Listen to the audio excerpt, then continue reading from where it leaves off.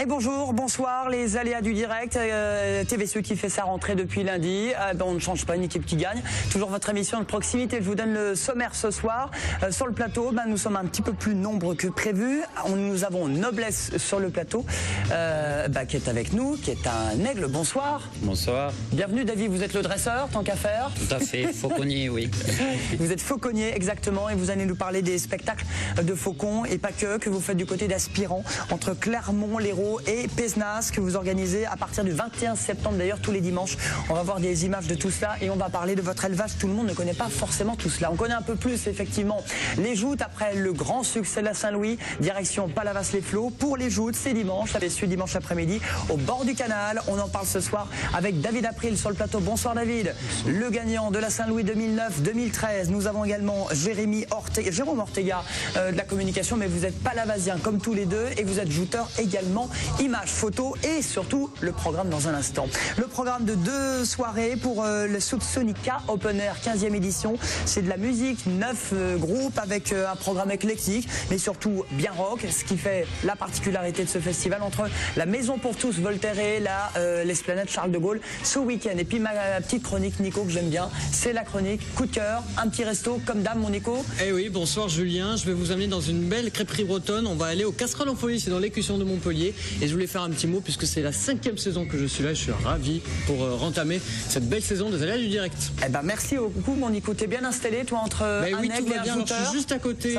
Voilà, je suis un peu entre deux, mais j'espère que ça va aller pour toute l'émission. Bon, j'espère que ça va bien se passer. Attention parce que des deux côtés, tu peux pas t'échapper. C'est vrai. Je peux pas dire de bêtises. Je vais essayer de me tenir sage ce soir. Bon, en même temps, Marc aussi, hein. Vous êtes bien encadré, Marc. Je peux sortir sur la droite. La peur peut-être. Allez, on y va les amis. Pour les ADD, on développe tout ça.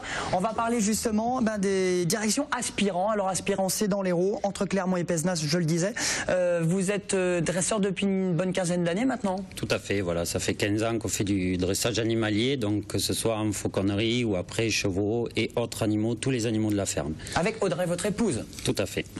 Qu'on salue, qui est en coulisses. Éleveur de rapaces, vous avez combien de rapaces, combien d'animaux? On a une quarantaine de rapaces sur l'établissement et 80 animaux sur l'établissement au total, donc qui servent pour le spectacle, pour des tournages, pour de la photo ou du spectacle itinérant. Alors vous avez des chevaux, des chèvres et des oies, bon, ok. Voilà, et après une multitude de rapaces, donc un aigle comme Noblesse qu'on a là, et après on a du faucon, on a des grands-ducs, on a toutes sortes d'espèces d'oiseaux. Alors Noblesse, c'est une aigle, c'est une femelle, une forme, on appelle ça en fauconnerie une forme. Et donc c'est un aigle des steppes. Quel âge? Elle a 2 ans. Faut pas l'embêter si on met le doigt, hein. C'est fini? Faut éviter, mais bon là ça va, elle est gentille, elle est toute calme. Oui, ça fait 16 ans qu'il bosse. Hein. Ce que j'avais demandé, c'est est-ce que ça peut être dangereux si effectivement ils sont pas élevés, ils sont pas encadrés? Est-ce que ça peut être dangereux dans ce cas-là? À quelqu'un qui récupère un oiseau comme ça, complètement dans le cadre illicite, on va dire, parce qu'il y a toute une législation qui est présente. Oui. D'accord. Oui. Et même un spectacle avec nous, si les gens ne respectent pas les consignes de sécurité, il peut y avoir des risques. Il faut se rappeler que ça reste des animaux sauvages. On a des loups de Sarlos aussi, c'est de l'hybride de loup, où les gens nous voient passer au milieu de tout le monde. Le souci, c'est que pour eux, ils ont l'habitude du chien. Mais c'est pas un chien. Ça se caresse pas. Voilà. C'est pas un chien, Monico. Aigle, épervier, buse. Faucon, grand-duc, chouette. Vous avez un élevage, alors c'est pas un zoo, hein. Ah non, préciser parce que certains, on peut venir voir, on peut venir. Non, c'est pas un parc ouvert au public, donc c'est ouvert uniquement lors des spectacles. Et après, les gens peuvent voir et tout ce que peuvent faire les oiseaux ou les chevaux ou les loups, etc. Alors des spectacles à partir du 21 septembre. Vous avez fait une saison estivale qui s'est très bien passée à Aspirant. Et là un petit peu la saison d'automne, d'hiver, le 21 septembre. Donc là, on attaque, on finit, on va dire, les spectacles de nuit d'été. Et on va attaquer les spectacles les dimanches après-midi de fauconnerie avec la présentation des loups de Sarlos et toute une explication pédagogique sur le site. Voilà. C'est un vrai spectacle, c'est un vrai show, ce que vous faites. C'est une présentation. Le terme spectacle, on l'utilise plus en été où c'est réellement du spectacle. Il n'y a pas d'aspect, on va dire, trop pédagogique. Que là, les dimanches, c'est vraiment avec un aspect pédagogique où on montre aux gens, les gens peuvent s'approcher, on leur explique en détail le fonctionnement des oiseaux, des loups, etc. Il y a même des loups. Voilà, attention, notez-le bien. Il y a des rapaces et des loups sur ce plateau. Très bien. Bon, tous les dimanches, c'est à Aspirant. Est-ce qu'il y a des stages également que vous proposez? Parce que vous faites beaucoup de choses à Aspirant. Voilà, alors on propose aussi des stages de découverte fauconnerie. Évidemment, les enfants comme les adultes ne vont pas avoir des oiseaux de cette taille. Ils n'auront pas noblesse sur le Voilà, tout à fait. Ils auront des oiseaux appropriés qui leur permettront de découvrir la fauconnerie et ce bonheur de faire voler un oiseau. Comment vous les faites dresser? Comment vous les faites voler? Alors, noblesse, comment ça se passe depuis 2 ans? Il faut savoir qu'un oiseau fait que les rapaces font que du vol utile. Le vol utile, c'est-à-dire pour manger, se reproduire et protéger un territoire. Donc chaque vol est alimentaire. Et en fait, nos oiseaux sont sur des poids de vol, ce qu'on appelle. Et donc, pour donner un petit exemple, c'est comme nous à 11h30. On a faim, mais on n'est pas affamé. Voilà. Et le but, c'est que l'oiseau reste dans un état d'appétit et au moment du vol, et donc il revient au gant où il y a de la nourriture. Donc il y a la récompense. Tout à fait. Il a pris un goûter là, parce qu'il ne va pas bouffer pendant 30 minutes. Non, elle n'a pas eu son goûter encore, mais j'en ai un. On va se dépêcher pour l'émission. S'il te plaît, Julien, ça m'arrangerait finalement. Surtout toi. Voilà. Bon, très bien. Jérôme, les joutes, vous connaissez les rapaces, vous... J'en ai déjà vu à la télé, mais après, en vrai, non, c'est la première fois, et c'est vrai que c'est impressionnant. Impressionnant. Il ne faudrait pas qu'il nous mange parce je pense que pendant 1 an, il se rassasie. Oui. Il y a 2 ans de nourriture. Voilà. Il y a 2 ans de bouffe chez les jouteurs. Scène de théâtre, pub, ciné, les rapaces servent aussi pour le grand écran? Tous les animaux qu'on a sur l'établissement servent pour le grand écran, ou pour le théâtre, pour la pub, etc. Pour la mode aussi.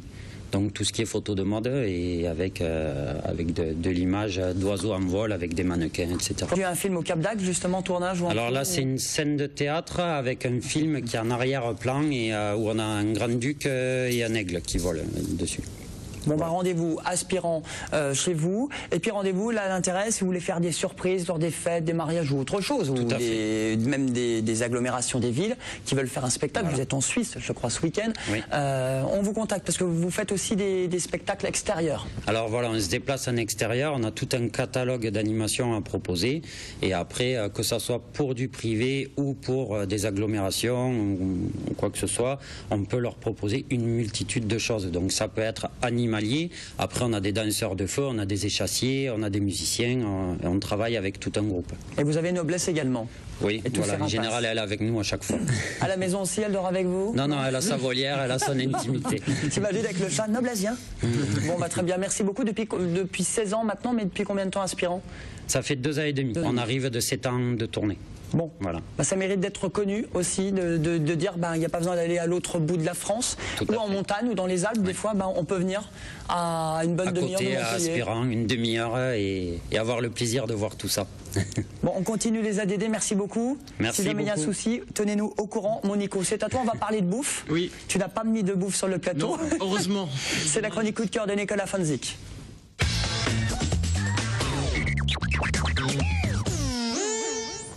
Alors Julien, on va parler de crêpes. D'ailleurs, Noblesse, qu'est-ce qu'elle mange? Je n'ai pas demandé. De la viande. Que de la viande. Voilà. Bon, c'est carnivore. Donc les crêpes, ça devrait aller. On reste sur les crêpes. Alors c'est ça le problème, c'est que dans les crêpes que je vais parler, il y a de la viande. J'espère ne pas prononcer le mot. Je vais me rapprocher.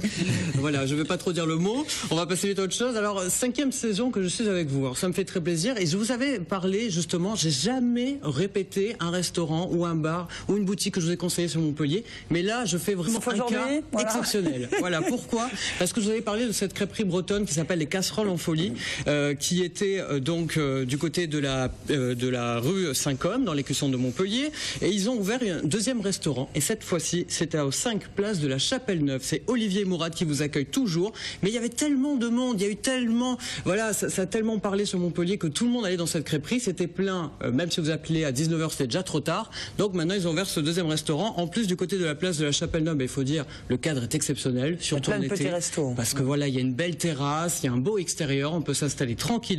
Et là, comme on le voit sur les images, il y a aussi un coin fermé, bien sûr, à l'intérieur, puisque en hiver, ce serait dommage qu'on puisse pas y manger quand même. Donc en haut, c'est super joli, c'est à l'étage. Et voilà, c'est sous des pierres, sous des belles voûtes, enfin voilà, tout a été retravaillé. Le décor est très sympa, même pour l'hiver. Mais pour l'été, forcément, il faut profiter de la belle place Saint-Côme. Alors, il y a le menu de la casserole, 13,50 € pour une entrée, galette, crêpes sucrées et une baie de cidre. Et puis sinon, à la carte, vous avez des galettes salées. Alors ça va de 6 à 8 € avec différentes compositions. Enfin, vous avez compris ce qu'il y a Cadeau d'Or, du fromage, je sais pas, des œufs, du jambon, de la viande. Et puis il y aura aussi, dit-il en regardant, de la viande. Il y aura aussi bien sûr des crêpes sucrées, évidemment, de 3,50 € à 7,50 € avec de la glace ou avec du caramel, du beurre salé, du chocolat, enfin plein de choses, c'est très sympa. Et puis la petite nouveauté, c'est la galette burger que je vous conseille de goûter. C'est ouvert du lundi au samedi, de midi à 14h30 et de 19h30 à 23h. Et vous avez la page Facebook Les Casseroles en Folie pour avoir tous les renseignements. Voilà, une bonne adresse. Ce sont des vrais Bretons ou pas? Alors, ce ne sont pas des vrais Bretons, mais en tout cas, ils vous conseillent, ils vous font vraiment déguster de très bonnes choses. Voilà, tu te rattrapes. Merci Nico. Et je vous conseille. Vos restos préférés, Jérôme, David, à Palavas, on mange bien où? Je pense la rôtisserie palavasienne. La rôtisserie pour rester dans la tradition. Oui, la rôtisserie palavasienne à Palavas chez Thomas Jiménez. C'est du poisson? C'est du poisson, son père est Aveyronnais. D'accord. Et des vrais? Des vrais Aveyronnais. Voilà. Il y a des faux Aveyronnais. Il travaille beaucoup de viande d'Aubrac aussi, beaucoup de très bons produits. Et de l'aligot qui tient bien encore. Il y a aussi toutes les spécialités de Palavas, les rouilles. Vous avez les soupes de poisson qui sont faites maison. C'est une très bonne adresse. Ah bon, on pourra peut-être y aller ce week-end, en tout cas dimanche, pourquoi pas, parce que c'est un bel événement. Le retour des joutes du tournoi, des joutes de Palavas-les-Flots, dimanche après-midi, au bord du canal. Il va faire beau, c'est encore l'été tout au long de cette semaine. David, vous serez là? Oui. Avec vos amis sétois, parce qu'il y a eu la Saint-Louis à 7, mais cette fois, c'est les sétois, notamment le gagnant de la Saint-Louis de cette année. Tout le monde va venir? Oui, tout le monde, parce qu'en plus, la Ligue, on a un championnat de Ligue qui se fait tout au long de l'été, c'est-à-dire sur 2 mois. Les classements sont faits, par exemple, le premier prend 20 points, le second prend 12 points à chaque tournoi, les quatrième et le troisième prennent 8 points, et chaque tournoi on cumule des points et on joue une ligue, c'est un championnat sur la saison. Et cette année il se jouera à Palavas parce que tout le monde est à 10 points d'écart, donc voilà. Bon, vous avez déjà bien commencé David après, puisque vous avez gagné la Saint-Louis en 2009 et en 2013. On vous avait reçu sur le plateau. Et puis le tournoi de la Lance amicale sétoise. Oui. Vous avez bien commencé la saison 2014. On a commencé la saison, pas beaucoup jouté cette année à cause d'une blessure, mais bien repris. Un amical, une paire de demi-finales. Mon ami Jérôme Ortega, qui est depuis 4 ans en lourd, c'est la catégorie reine, a accroché une paire de revanche et était au port de la demi-finale. Après, maintenant, c'est plus le chaperonnage des gens de Palavas, d'arriver à faire monter des gens comme Jérôme, des gens comme Gauthier Bénézé. C'est d'arriver à faire représenter Palavas sur l'ensemble des tournois de ligue. Et on monte quand même en puissance. Alors sauf erreur, c'est poids moyen, poids lourd? Là c'est poids lourd en fait et mi-moyen, c'est-à-dire que la tournoi, il y aura la catégorie, on va dire 85 kg. En dessous de 85 kg. Alors ça c'est quoi, c'est lourd ou... Ça c'est moyen. C'est moyen, bon très bien, on va y aller nous. Mais ils ont un classement à part. Ils ont un classement à part et après ça monte jusqu'à, pour pas dire de nom, jusqu'à à peu près 220 kg. Jusqu'à 220 kg. Bon, très bien. Et c'est pas parce que la personne est plus lourde qu'elle peut gagner. Au contraire, non. Il y a beaucoup de personnes qui sont vraiment très menues par rapport à nous et qui sont capables de nous faire très mal. Vous avez Simon Caselli par exemple, c'est un joueur qui est à 80-82 kg et qui est capable de me jeter à moi qui suis à plus de 100 kg, qui est capable de jeter Aurélien, capable de jeter Jérôme. Des jouteurs qui font 100, 120, 130. Et pas tous vous jeter. Et voilà. Ce week-end dans le canal, ça sera difficile. Il monte en puissance cette année. Après, vous avez Benjamin Arnaud, bien sûr, c'est l'un des cadors du circuit, celui qui a gagné à Saint-Louis cette année. Voilà. Parce que pour jouter, il faut quand même de la force, c'est pour ça que je dis ça. Beaucoup de puissance, ouais. Pour bien jouter, c'est quoi alors? Pour des joutes? Moi, on va dire, moi qui suis novice et nouveau dans les joutes, on va dire, ça fait 5 ans que je pratique, 4 ans et demi, 5 ans. Ça m'a servi beaucoup, j'ai 20 ans de rugby d'expérience. Donc du coup, en fait, ça m'a beaucoup servi. Ça. Il faut vraiment de l'impact, il faut de la stratégie, de l'efficacité, il faut être vraiment bien pointu sur là où on va taper. Et après du métier. Et vraiment du métier, ouais, je pense qu'il faut le vis, le tournevis, comme on dit, il fait beaucoup de choses. Et la caisse à outils derrière aussi. Nico et moi, on va s'y mettre en catégorie poids-plume. Mais justement, voilà, j'avais une question. Comment on fait si on veut être jouteur? Est-ce qu'il y a une école? Est-ce qu'on apprend? École, oui, il y a une école. Mais d'ailleurs, on voulait vous inviter pour dimanche à venir avec nous et vous donner l'habit de lumière, ce qu'on appelle, pour faire ce fameux défilé. D'accord. D'avant-tournoi. Voilà, vous avez une école de joute qui est à Palavas avant, qui était une association, maintenant qui est devenue municipale. c'est le maire de Palavas qui a décidé qu'elle serait municipale parce qu'il n'y avait plus de repreneurs bénévoles. C'est l'une des premières écoles de joutes dans le bassin d'Auto. Vous avez 7 qui ont dit qu'ils ont inventé les joutes. Non, les écoles de joutes, c'est Palavas qu'on les a inventées. Les choses sont claires. Voilà. Par le biais de Monsieur Roche. À l'époque, il n'y avait pas d'école de joute, il n'y avait pas d'apprentissage. Les gens commençaient à jouter à 20 ans. Et quelqu'un comme moi, je suis monté sur une barque, j'avais 6-7 ans. Donc on peut commencer à cet âge-là. On commence à 3 ans à 7 ans. Combien de sur temps les chariots à peu près de formation entre guillemets? C'est simple, vous avez la catégorie pupille, qui est la première catégorie, la catégorie minime. Avant ça, vous avez toutes les catégories sur chariot pour les enfants de 3 à 6 ans. Ensuite, vous avez la catégorie pupille, minime, cadet. Tout ça se fait en moteur. Ensuite, après ça, vous avez la catégorie junior, senior et lourd moyen. Le reste se fait à la rame traditionnelle. C'est-à-dire ça fait 300 ans que les joutes existent à peu près. Je n'ai pas les dates précises, mais c'est l'un des folklores de notre région qui est les plus anciens. Et voilà, ça fait 300 ans qu'on joue à la rame. On ne veut pas le perdre et voilà. Il faut bien comprendre aussi, tout le monde ne joue pas, on regarde comme ça, mais il y a différentes choses pour être très clair, Jérôme. Il y a les joutes chez nous du Languedoc, les joutes languedociennes et les joutes provençales. C'est ça. C'est quoi la différence? La lyonnaise aussi, c'est des joutes où il faut être vraiment, on va dire, très souple aussi. On peut voir qu'il y a certaines personnes qui sont calées, en fait, ce qu'on appelle sur la tenten, sur la big en haut, sur la tenten, pardon, où il faut le grand écart avant de jouter, par exemple. Et donc c'est des joutes qui sont carrément différentes. Nous, la languedocienne, c'est plus, on va dire, ça reste quand même une joute, je ne veux pas dire une belle joute, quoi, je veux dire. Il n'y a pas besoin de faire un grand écart finalement. Non, il n'y a pas besoin. Il faut être, on va dire, assez vicieux, comme je disais tout à l'heure, et puis aimer ça. Surtout, on est les joutes les plus anciennes, c'est la plus belle. Voilà. Il faut être vicieux, c'est-à-dire expliquer, développer. Oui. Parce que Noblesse n'a pas compris. Hein. Ouais, il me regarde depuis tout à l'heure. Non, c'est-à-dire qu'en fait, il y a un rapport de force. Donc, bien sûr, rapport de force dit avec une lance et un pavois. Ce qu'on appelle le pavois, c'est le fameux bouclier, la lance. Pour faire tomber son adversaire. Voilà. Et c'est une question d'angle, en fait. C'est-à-dire que si on tape fort d'un côté et l'autre aussi, les deux, ça va tomber. Donc après, il faut relâcher un peu la lance, il faut faire tourner l'adversaire, il faut jouer un peu plus dans le vice, qu'on appelle ça. Il donne des astuces, là. Ouais, voilà. Non, mais c'est des astuces qui sont connues. Mais après, je veux dire, il y a des jouteurs qui sont France, qu'on appelle jouteurs France, c'est un coup de lance, ils vous font vaciller. On peut tomber en combien de temps et le record ou le tournoi le plus long? Parce que des fois, c'est long avant que... Tomber en combien de temps? Moi, je pense faire un clin d'œil à un ami, en fait, notamment l'année dernière à la Saint-Louis, Fabien Chazal, qui est tombé avant de jouter. Ça arrive. Il avait bu des canons, non? Non, pas forcément, mais... Un petit peu, quand même. Et donc, on a dit c'est le seul jouteur à être tombé 18 fois avant de jouter, parce qu'il a été repassé en boucle. Sur le grand écran. Bon, voilà. Non, un tournoi peut durer très très longtemps. Peut durer jusqu'à 21h, 22h, suivant le nombre de qualifiés. Par exemple, regardez, cette année, il y a eu un record, on était 15 qualifiés de la revanche. Ce qui veut dire 15 qualifiés de la revanche, ça veut dire 15 personnes qui ont jeté 3 adversaires, parce que pour se qualifier au second tour, il faut jeter 3 adversaires. Ensuite, il y a un second tour qu'on appelle les revanches, jusqu'à ce qu'on se retrouve à 4 pour faire les demi-finales. Donc il y a un tour, on en jette un aux revanches, le deuxième tour de revanche, des fois un troisième tour, et ensuite vous avez les demi-finales. On pense aux rameurs qui bougent notamment les marques. Il faut savoir que les rameurs, ils s'attellent à la tâche. Bon, après, c'est des sociétés, en fait, ce qu'on appelle de rames. Il y a plusieurs sociétés. En fait, ils sont rémunérés. Je pense que les personnes sont professionnels. Donc, ils sont payés pour venir ramer. Et c'est vrai que des fois. Il y a le musicien aussi qui joue. Il y a les hautboisistes. Les hautbois et tambours. C'est quoi le hautbois? Le tambour. Voilà, c'est le hautbois. Je me demandais. Le hautbois et le tambour. C'est une chanson traditionnelle qui nous accompagne lors de la passe. Ce qu'on appelle la passe, c'est quand les barques vont se croiser pour défier l'adversaire. Voilà, et donc on reste voilà. Il y a des airs assez spécifiques. Il y a l'air de la victoire, il y a l'air de la passe, l'air des revanches, l'air de. Il n'y a pas l'air de Kenji Coloritano par exemple. Pas du tout.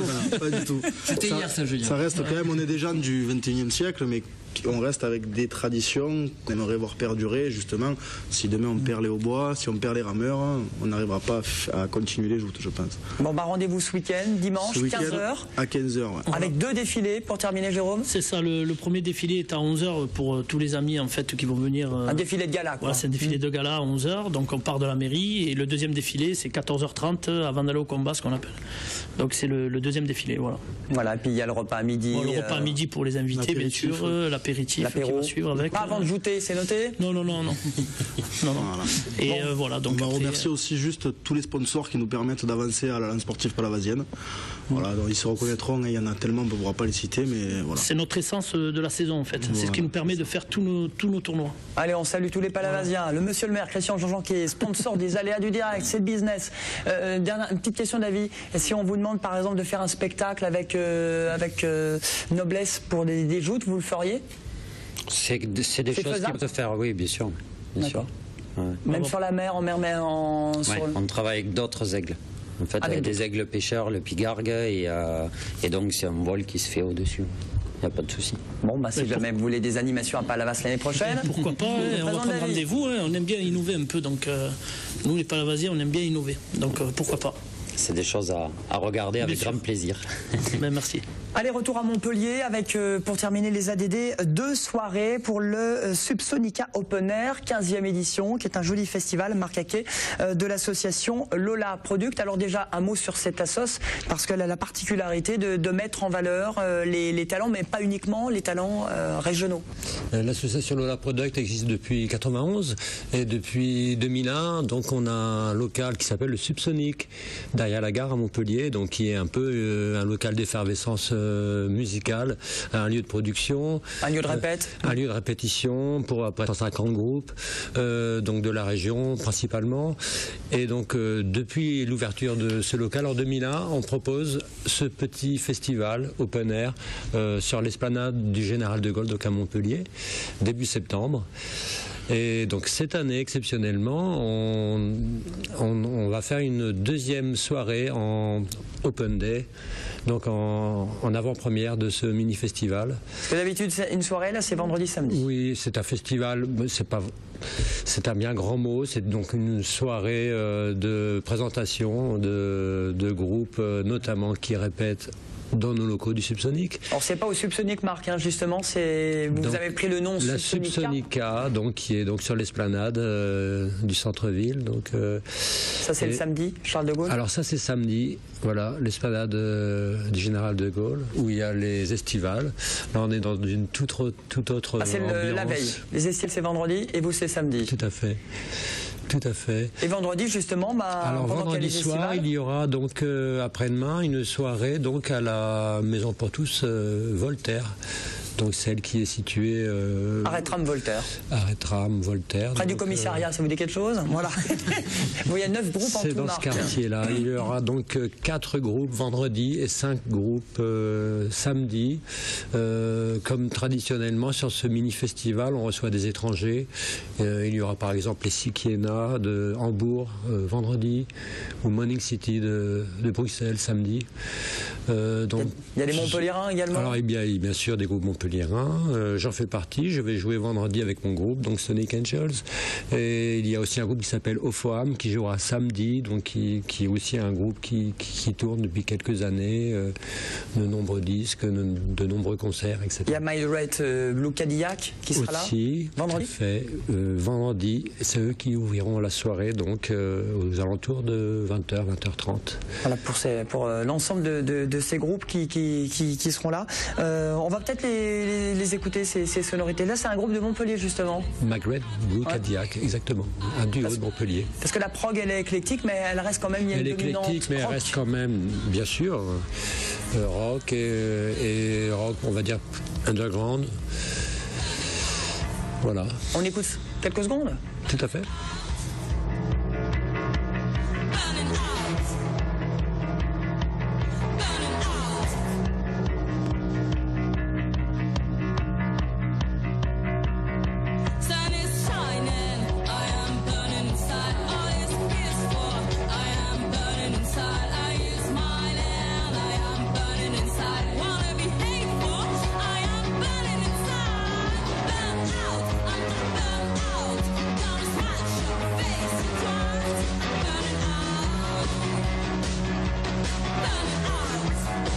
Noblesse est sensible au rock?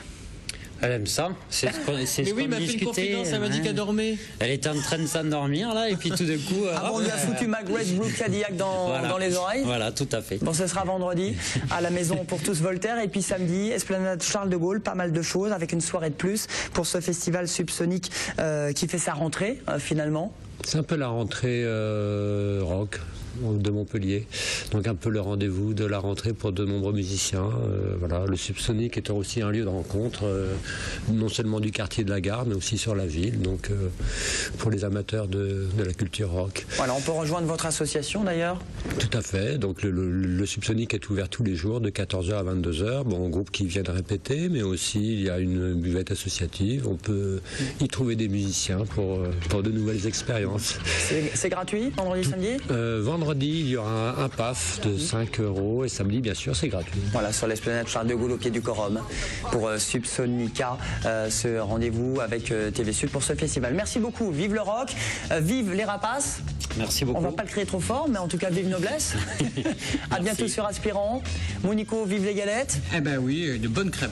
Et puis David, Jérôme, vive les joutes, rendez-vous à Palavas, où il fait bon vivre pour ce week-end. Ce sera dimanche dès 15h pour venir voir l'ensemble de ces tournois de joutes. C'est terminé pour les ADD. Je vous souhaite encore une très belle rentrée sous le soleil. Profitez bien de la vie. Je vous dis à demain sur TV Sud. À demain. Merci.